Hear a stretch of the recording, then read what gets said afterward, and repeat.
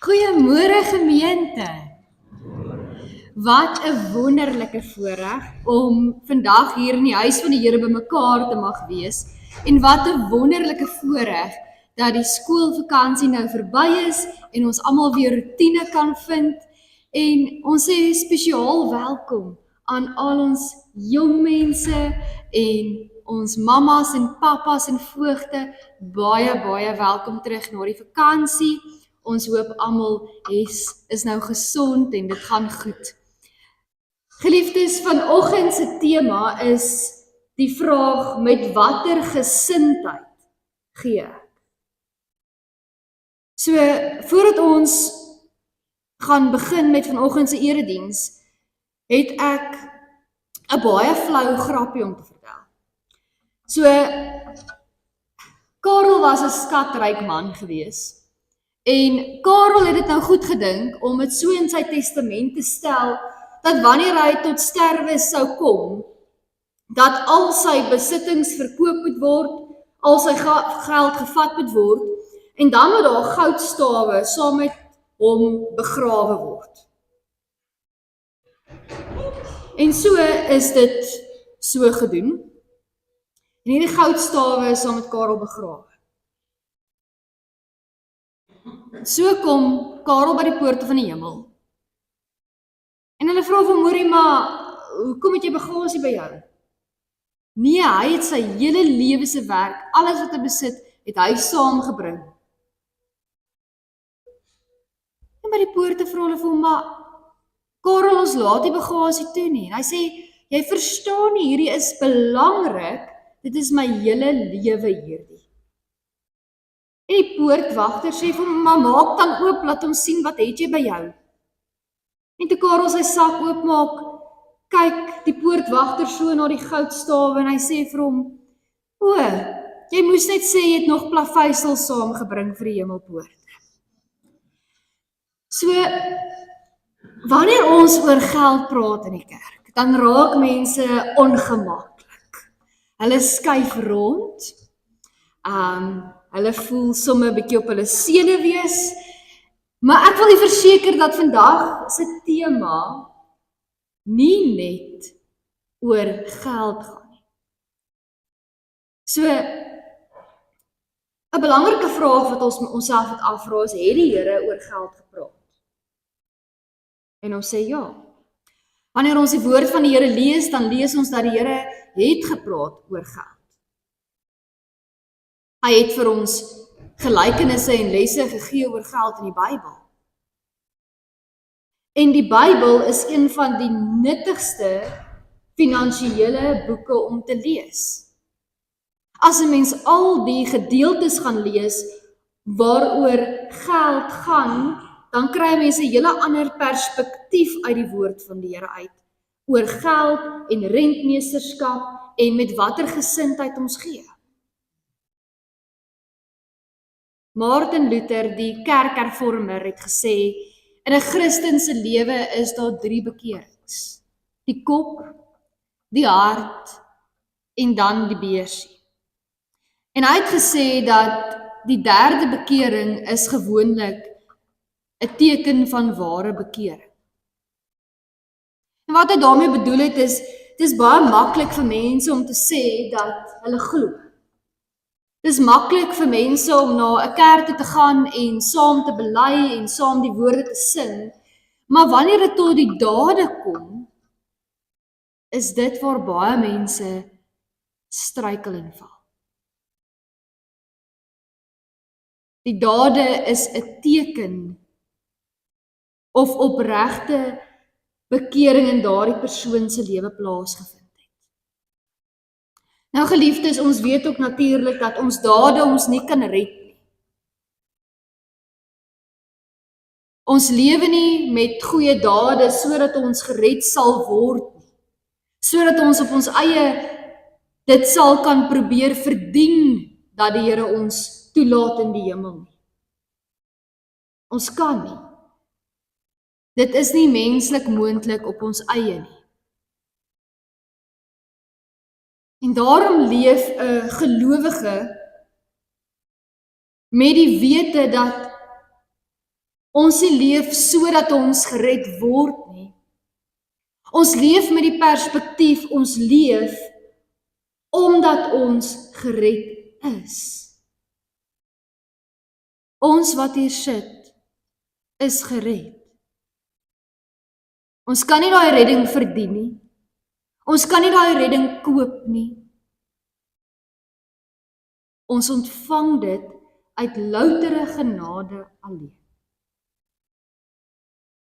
En daarom leef ons anders. Want wanneer ons besef, maar ons is gered, dan wys dit in ons woorde en dit wys in ons dade en ons leef met 'n ewigheidsperspektief. Ons maak nie net vir ons skatte hier op aarde bymekaar nie, maar ons skatte maak ons vir die hemel bymekaar, vir die ewige koninkryk bymekaar. En dit is waaroor vandag se vraag gaan. Met watter gesindheid gee ek vir die Here en vir sy koninkryk? Kom ons sing staande saam ons toetrede lied, soek alleeers die koninkryk van die Here.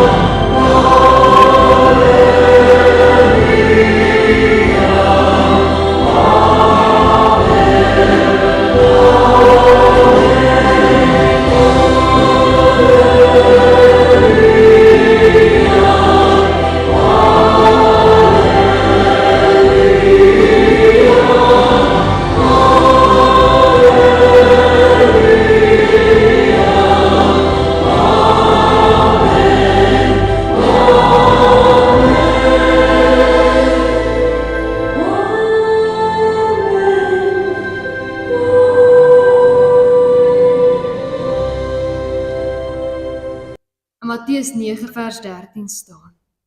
Ek verwag barmhartigheid en nie offers nie. Ek het nie gekom om mense te roep wat op die regte pad is nie, maar sondaars. Mag ons woorde en dade uitleef van liefde, van barmhartigheid en genade. En mag ons daardeur getuig van God se liefde, sy barmhartigheid en sy genade aan ons. Amen. Kom ons eer hom nou met ons lofsang.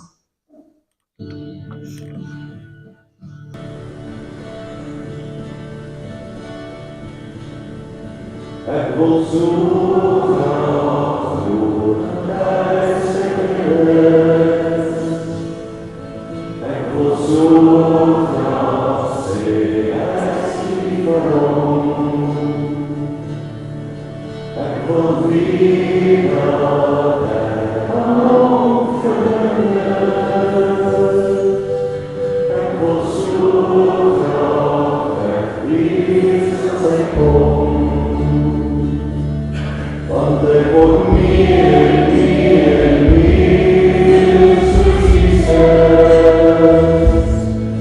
Ek kom na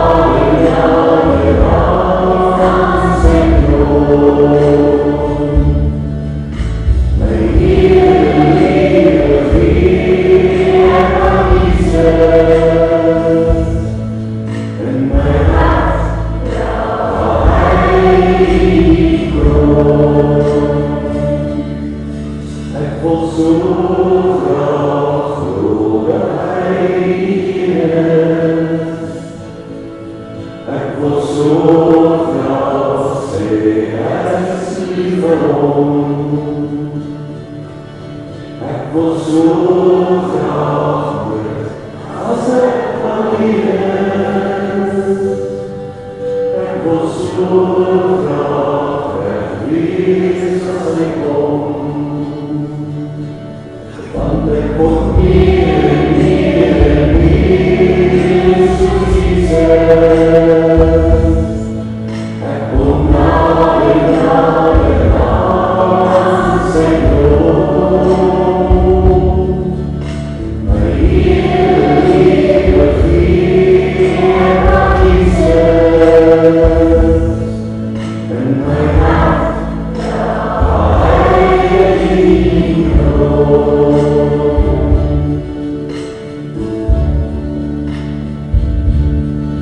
Ek wil glo dat Jesus altyd daar is. Ek wil so graag sê, ek is lief vir hom. Ek wil glo dat die Bybel regtig waar is. Ek wil so graag wegwees as ek kom. Want ek word meer en meer en meer soos Jesus. Ek kom nader, nader aan sy troon. My Heer, lieve vriend, aan Jesus. In my hart, waar hy die kroon. In my hart, waar hy die kroon.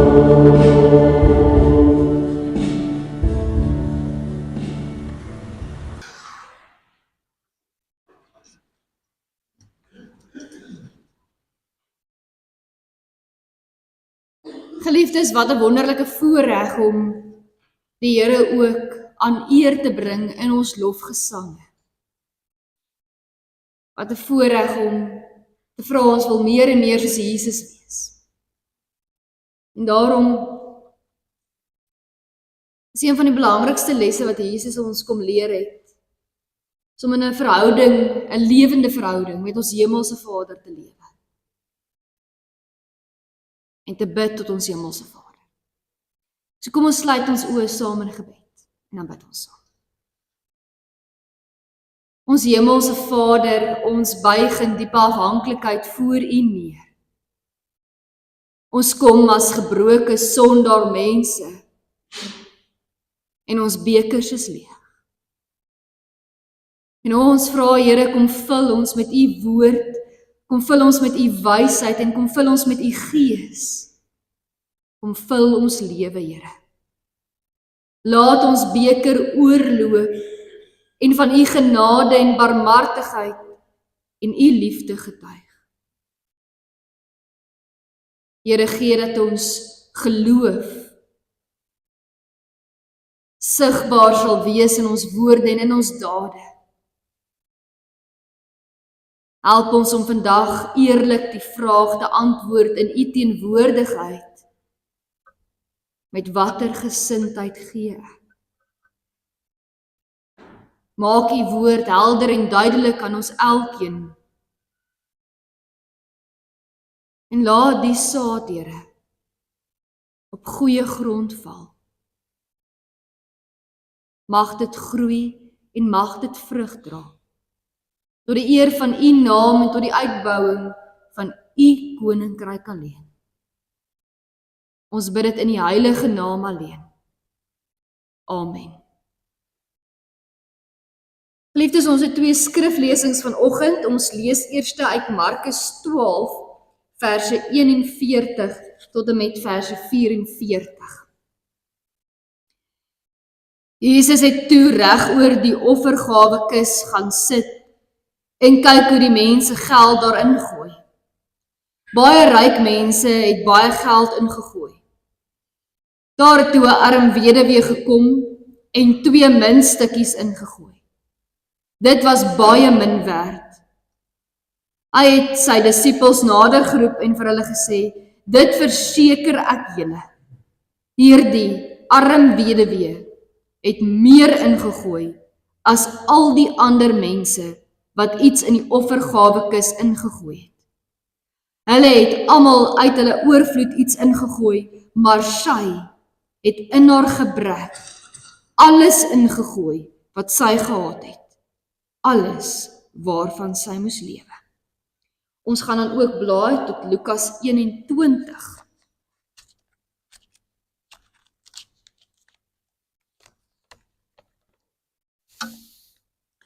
Ons gaan nou lees vanuit Lukas 21 vanaf vers 1 tot en met vers 4. Jesus het rondgekyk en die rykes hulle gawes in die offergawekis sien gooi. Hy sien toe ook 'n arm weduwee 2 klein muntstukkies daarin gooi. En hy sê, dit verseker ek julle, hierdie arm weduwee het meer ingegooi as al die ander. Hulle het almal iets uit hulle oorvloed in die offergawekis gegooi, maar sy het in haar gebrek alles ingegooi wat sy gehad het om van te lewe. Geliefdes, wanneer ons hierdie 2 gedeeltes lees, dan sien ons dat dit een van die min kere is wat Jesus al 12 disippels nader geroep het en dan vir hulle iets geleer het.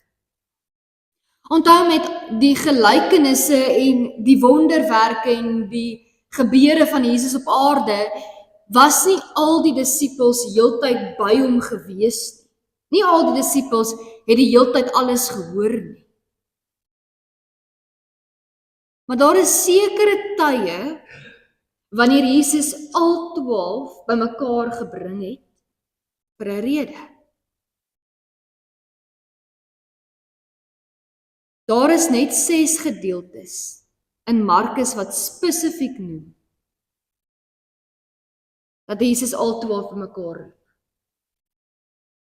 En hierdie gedeelte is een van daardie 12 gedeeltes. So Jesus roep al 12 want dit is belangrik en noodsaaklik dat hulle hierdie elkeen self moet hoor en beleef. Eerstehands moet hoor. Nie moet hoor by een van die ander disippels of ander mense nie. Hulle moet dit self beleef, ervaar en hoor. En so roep Jesus hulle dan bymekaar en hy vertel vir hulle, maar kyk hier, kyk wat gebeur.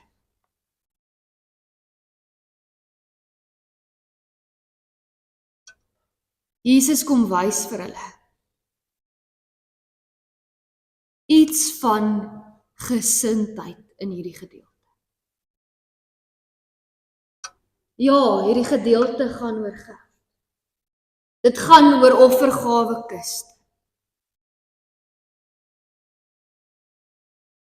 Maar dit gaan bo alles oor gesindheid. So ons sien in hierdie gedeeltes dat Jesus by die tempel is. Nou wanneer ons die woord van die Here lees, dan weet ons dat die tempel vir die Here belangrik is.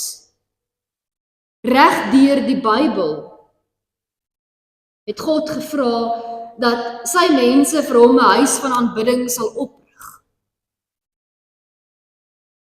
Ons sien dat Jesus Christus self tydens sy aardse leeftyd ook self by die tempel tyd spandeer het, dat hy self die tempel keer op keer gaan besoek het. Wanneer ons die evangelies lees, dan besef ons hoeveel keer het Jesus naby die tempel of rondom die tempel of in die tempel ook geleer. So die tempel is vir die Here belangrik. En daarom, geliefdes, moet dit vir ons ook belangrik wees. Dit moet vir ons ook belangrik wees om 'n huis van gebed te hê, om 'n huis van aanbidding te hê. Dit moet vir ons ook belangrik wees om in 'n geloofsgemeenskap deel te wees. Die Here het nie gekom om 'n nuwe geloof te bring.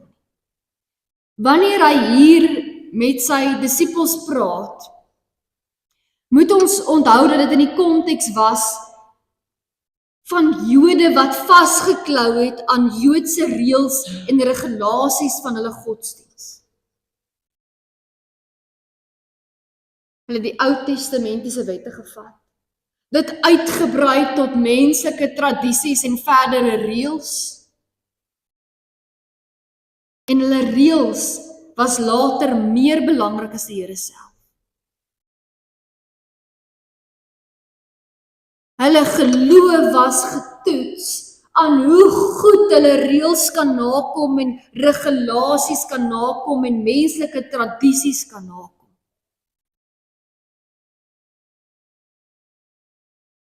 En dan kom die Here Jesus en hy vra vir hulle, maar hoe lyk julle harte? Met watter gesindheid dien julle my?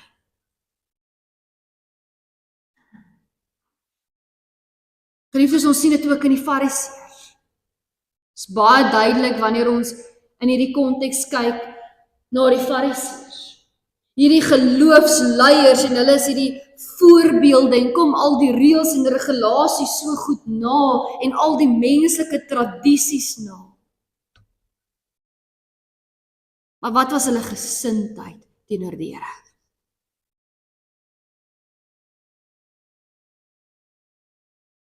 Geliefdes, so wanneer ons kyk na die offergawe kiste in hierdie gedeelte, gaan ons dit vanuit die perspektief hanteer van wat is ons gesindheid oor gee. So in daardie tyd was daar dele van die tempel waarin mense kon kom en nie kon kom nie, en hierdie was waarskynlik in die voorste gedeelte van die tempel gewees, waar die vrouens ook mag ingegaan het. En hoe dit gewerk het, is hierdie offergawe kiste het dan daar gestaan, en dan was elke offergawe kus vir 'n sekere doel en 'n plan gewees. So wanneer jy dan by die offergawe kus gekom het jy jou gedeelte ingegooi, en dan sou die priester uitroep, wat het jy gegee? En almal sou gehoor het.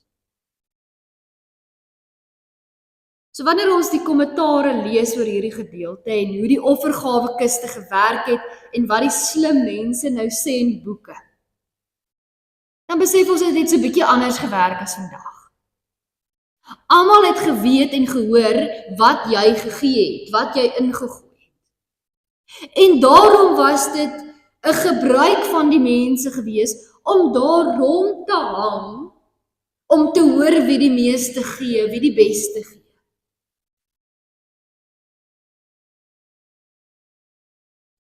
En Jesus verduidelik dan hoe die ryk manne kom. En is amper soos 'n kompetisie tussen hierdie ryk mense. Wie gee die beste? Wie gee die meeste? Wie kan die hoogste bedrag ingooi? Maar Jesus en sy disippels het en kyk. En daar kom 'n arm weduwee. Dit word spesifiek so geskryf in die oorspronklike taal, 'n arm weduwee. Sy het nie veel nie. En sy kom gooi 2 klein muntstukkies in.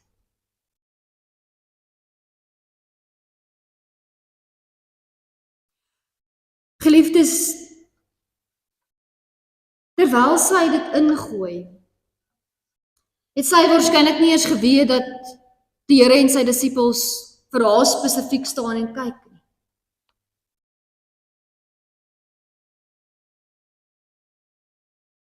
Maar die Here maak sy disippels oplet wat hierdie arm weduwee ingooi. Almal is gewoonlik gefokus in daardie konteks op wat die ryk mense ingooi en hoe baie hulle ingooi. Maar die Here verskuif hulle fokus na hierdie arm weduwee wat maar 2 muntstukkies ingooi. En nou kom die vraag by 'n mens op dat met hierdie manier wat hulle gegee het, met watter gesindheid het hulle gegee? Daardie ryk mense wat ingegooi het sodat die bedrag uitgeroep kan word, met watter gesindheid het hulle gegee? Het hulle gegee sodat ander mense kan weet wat hulle ingooi? Sodat ander mense kan dink, "Sjoe."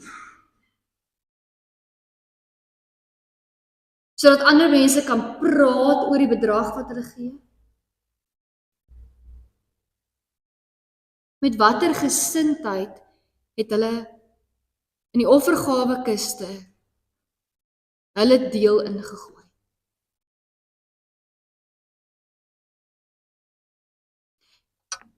Die arm weduwee kom met 'n gesindheid en sy word in 'n duidelike kontras gestel. Hierdie ryk mense teenoor hierdie arm weduwee.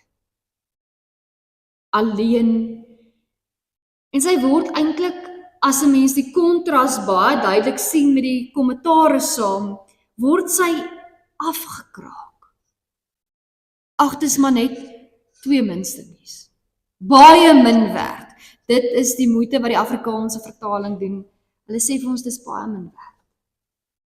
So wanneer ons gaan kyk, dan het sy 2 leptas ingegooi, wat 'n kwart van 'n asarius was, en 'n asarius was 'n 16de van 'n denarius gewees, en 'n denarius was 'n gemiddelde persoon se dagloon. So kom ons sê dit nou in hedendaagse Afrikaans. 'n gemiddelde dagloon in vandag se tyd is so R225. So sy het R3.50 gemiddeld ingegooi. So geliefdes, hierdie 2 muntstukkies wat sy ingegooi het, was alles wat sy gehad het. Wanneer ons die kommentare en die boeke lees oor hierdie gedeelte, dan word daar gesê, sy het nie geweet waarvan sy verder gaan oorleef nie. Sy het nie geweet hoe sy verder vir haarself gaan voorsien. Sy is 'n weduwee, sy is alleen, maar sy kom en sy gee alles wat sy het. Geliefdes, in ons hedendaagse wêreld word alles so maklik aan 'n bedrag gekoppel.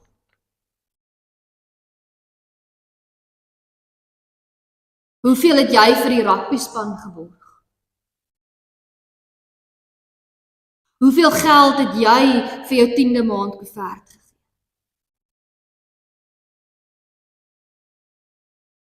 Watter kar ry jy en watter huis bly jy? En mense is vandag geneig om alles aan bedrae te koppel.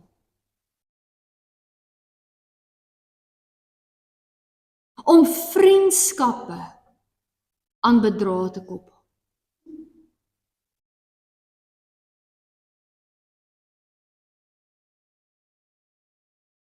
Maar hier kom die Here. En hy koppel haar bydrae nie aan die getal wat sy gee nie. Hy koppel haar bydrae aan haar gesindheid, aan haar hart. Hy koppel die ryk mense se gee nie aan die bedrag nie. Hy koppel die ryk mense se gee aan hulle gesindheid, aan hulle hart. Want dit gaan nie oor die bedrag nie. Dit gaan oor die gesindheid.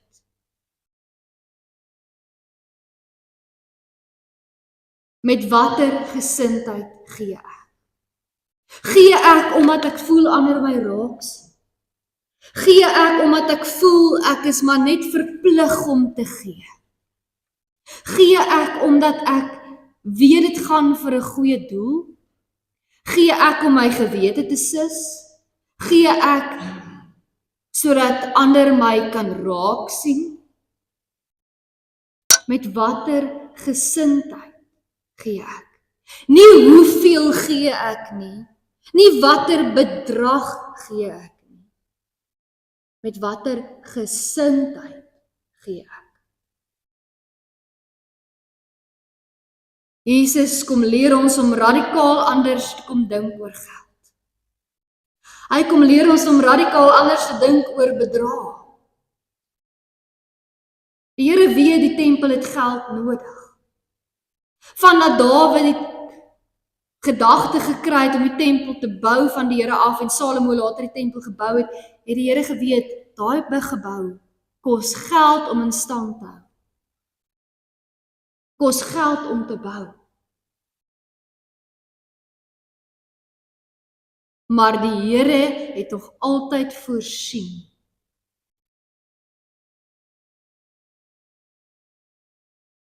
Hy het hulle in staat gestel om te gee tot die eer van sy naam. So vandag se preek gaan nie oor geld nie. Want ja, die Here Jesus Christus praat in die Bybel oor geld. Maar hy praat baie meer oor gesindheid en toewyding en liefde en barmhartigheid.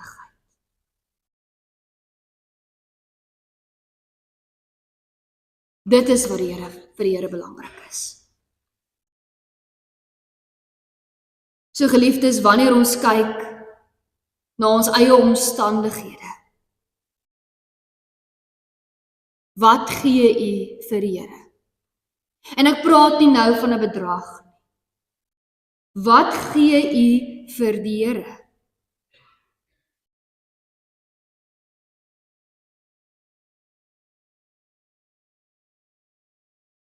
Gee u tyd vir die Here? Gee u lewe vir die Here? Want dit is wat hy vra.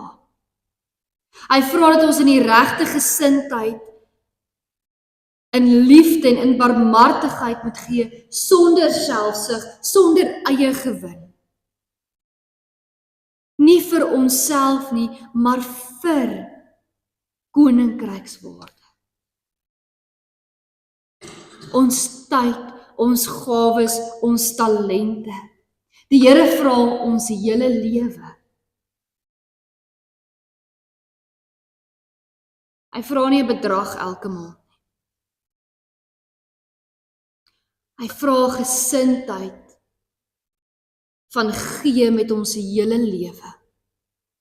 Alles wat hy aan ons voorsien. Sonder die Here is ons niks nie. Sonder die Here het ons nie gawes nie, het ons nie talente nie. Het ons nie die vermoë om ons werk te verrig nie. Het ons nie die krag en die geduld om ons kinders groot te maak nie. Sonder die Here het ons niks. Die Here vra om dit wat hy vir ons gee, aan hom terug te gee.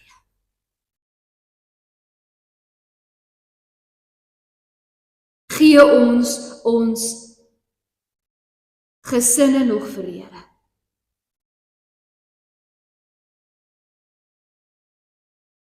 Gee ons nog ons familie vir die Here. Gee ons nog ons huweliksmaat en ons kinders vir die Here.